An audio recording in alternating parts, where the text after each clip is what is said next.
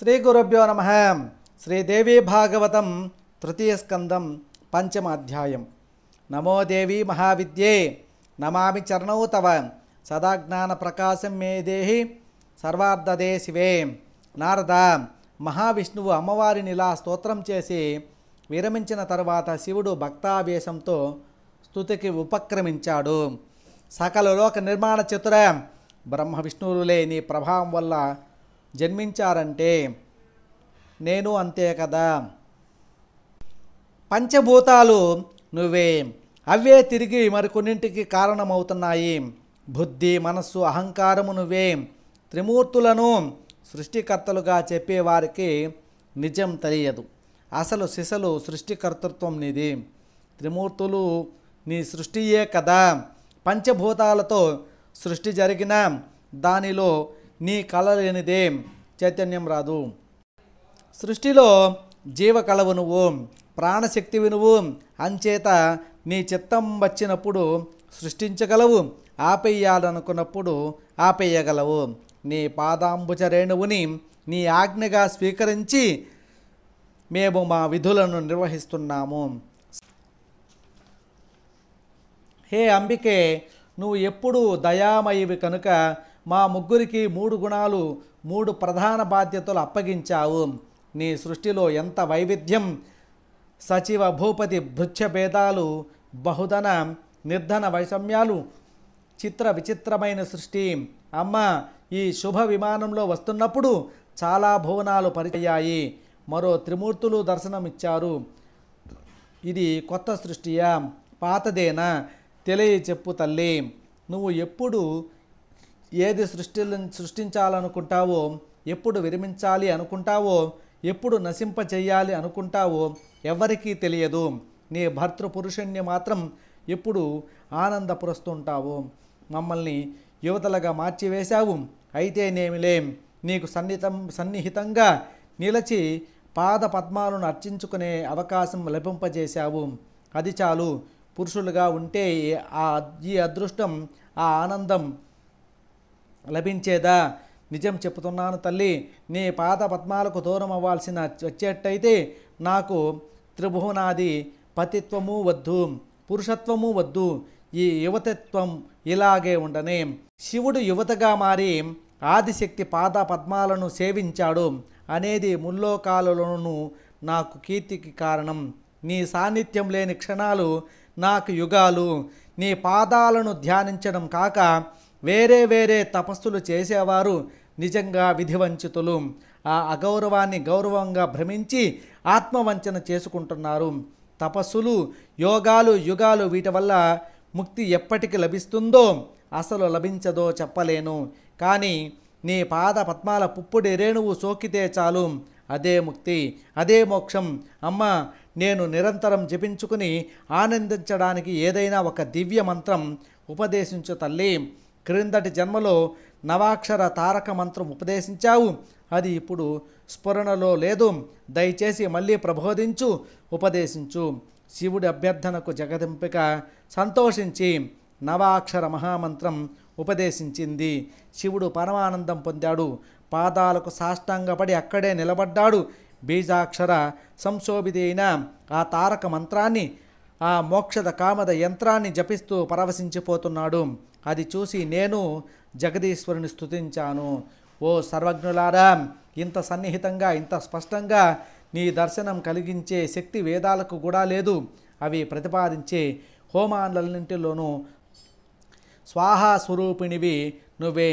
ఇంత అద్భుతమైన బ్రహ్మాండాన్ని సృష్టిస్తున్నాను, నాకంటే సమర్థుడెవరు అని ఇంతకాలము భావించాను. ఆ అహంకారంతోనే భవసాగరంలో మునిగిపోయాను. నీ ఆజ్ఞను పాలించి సృష్టికర్తను కాగలడం ఒక అదృష్టం, ఒక ధన్యత్వం అని ఇప్పుడు తెలుసుకోగలిగాను.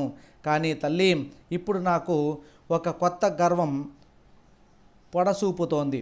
నీ పాద పంకజ పరాగాన్ని స్వీకరించగలిగాను అనేది ఇప్పటి నా గర్వం. యథార్థం చెబుతున్నాను, కేవలం నీ దయ వల్ల ధన్యుణ్ణి కాగలిగాను. నన్ను పట్టి బంధించిన మోహ నిగలాలను పటాపంచలు చేసి నాలో నీ పట్ల భక్తిని స్థిరపరచు.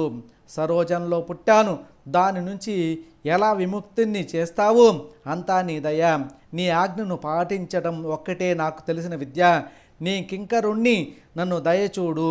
నిన్ను నీ ప్రభావాన్ని ఎరుగని వారు నన్ను ప్రభువు అంటున్నారు. స్వర్గం కోరి యజ్ఞ యాగాలు చేసే వేదవేత్తలు కూడా ఇలాంటి భ్రమలోనే ఉండటం, నిన్ను తెలుసుకోలేకపోవడం చాలా విడ్డూరం కదూ. నువ్వు నన్ను సృష్టించావు, అది సృష్టిని చతుర్థ విభాగించమని ఆజ్ఞాపించావు. ఇది ఇప్పటికి తెలుసుకున్నాను. ఇప్పటి వరకు ఉన్న నా అహంకారాన్ని క్షమించు. అష్టవిధ యోగ మార్గాలలో అష్ట కష్టాలు పడే మూఢుల్ని చూస్తే జాలి వేస్తుంది. ఉచ్చారణ మాత్రం చేతనే పవిత్ర చతురుల్ని చేసే, మోక్షాన్ని ప్రసాదించే నీ నామమహిమ వారికి తెలియదు. ఏదో ఒక వంకతోనైనా ఉచ్చరించి సిద్ధి పొందరు. అదేమి చిత్రమో కదా. అది సృష్టిని చతుర్థ విభాగించడం అనేది నీకొక పెద్ద పనేమి కాదు. కేవలం చూపులతోనే చేసేయగలవు. అయినా విధి అంటూ నన్నొకరిని కల్పించి ఆ పని అప్పగించడం నీ వినోదం.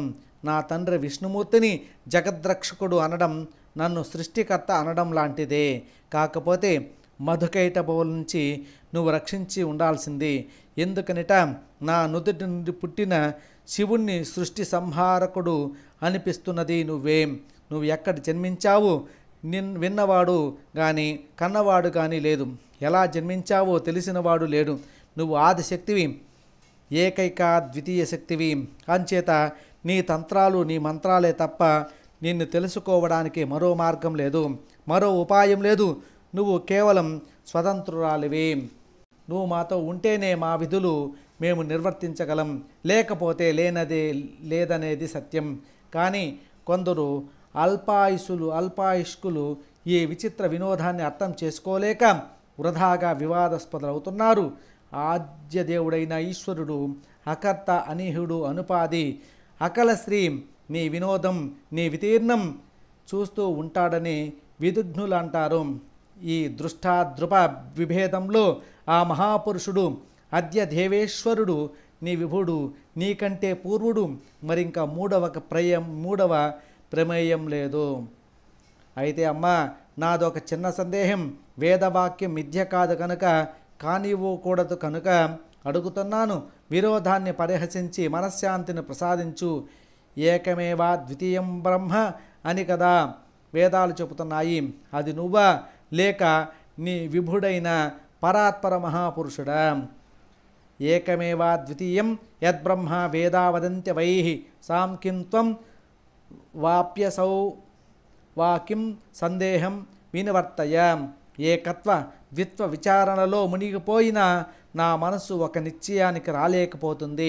పుణ్య విశేషం వల్ల నీ పాద పద్మాలను సమాశ్రయించగలిగాను కాబట్టి నీ విముఖత వినే అవకాశం లభించింది.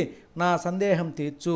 నిజానికి నువ్వు పురుషుడివా స్త్రీవా అది కూడా తెలియచెప్పు. పరాశక్తిని తెలుసుకొని భవసాగరం నుంచి విముక్తిని అవుతాను. ఉమానసిత్వం శ్రీవాసి వద విస్తరతో మమ జ్ఞాత్వాహం పరమాం శక్తి ముక్తః స్యాం భవసాగరాతు.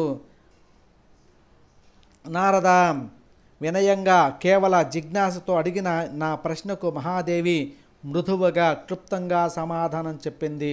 సందేహం తీర్చింది. ఆ విషయం చెబుతాను, గ్రహించు. ఇది శ్రీదేవి భాగవతం 3వ స్కందం 2వ అధ్యాయం సమాప్తః. శ్రీమాత్రే నమః. జగన్మాత్రే నమో నమః. ఓం నమో భగవతే వాసుదేవాయ. ఓం నమః శివాయ.